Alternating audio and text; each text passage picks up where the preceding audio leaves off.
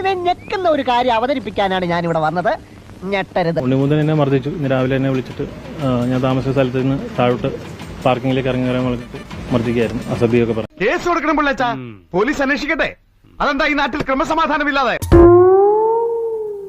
നരിവേട്ട സിനിമയെ പ്രശംസിച്ച് പോസ്റ്റ് ഇട്ടതാണ് മർദ്ദന കാരണമെന്നാണ് മാനേജർ വി വിപിൻ കുമാർ പോലീസിന് നൽകിയ മൊഴി. എന്ത് പ്രഹസനമാണ് സജി. നരിവേട്ട എന്ന് പറഞ്ഞ പടം ഇറങ്ങി. ഞാൻ അതിനെ പ്രശംസിച്ചുകൊണ്ടൊരു പോസ്റ്റ് ഇട്ടു. അപ്പോൾ അത് കണ്ടപ്പോഴും ഉണ്ണിക്കത് പിടിച്ചില്ല.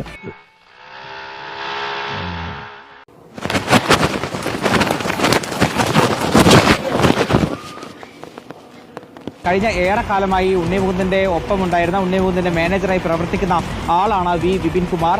അറിഞ്ഞില്ല, ഇത് ഞാൻ അറിഞ്ഞില്ല.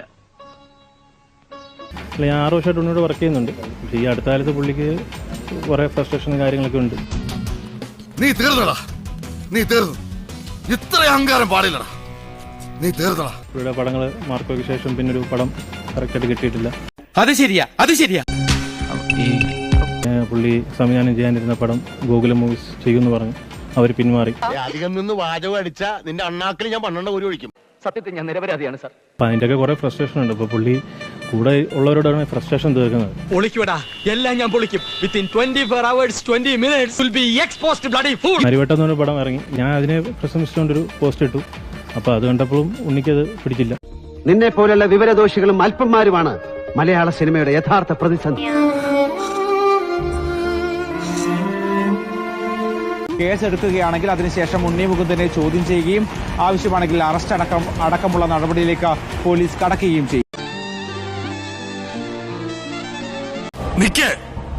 നാശത്തിലേക്കാ നിങ്ങൾ പോകുന്നത്. പുള്ളി എന്നെ അന്ന് രാത്രി വിളിച്ചു പറഞ്ഞു, ഈ മാനേജർ പരിപാടി വേണ്ടെന്ന് പറഞ്ഞു. നമ്മൾ ഓക്കെ പറഞ്ഞു.